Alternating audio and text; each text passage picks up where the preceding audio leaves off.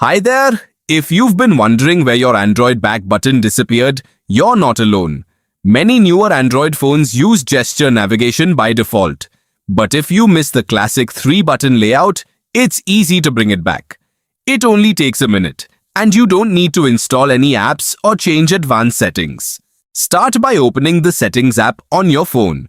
You can tap the Settings icon from your app drawer, or simply swipe down from the top of the screen and tap the small gear icon in the Quick Settings panel. Once you're in Settings, scroll down and tap Display. This section controls how your phone looks and behaves, including the navigation style. Keep scrolling until you find Navigation Bar, then tap on it. Inside the Navigation Bar menu, you'll notice two options: Swipe Gestures and Buttons. If your phone is currently using gestures, just tap buttons instead. The change happens instantly.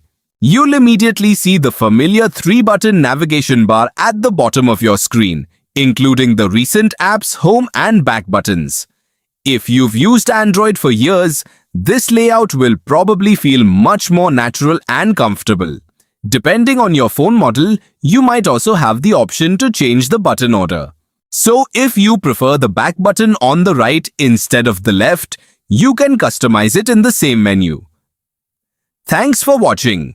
If this guide helped, please like, subscribe, and turn on notifications for more simple Android tips and tutorials.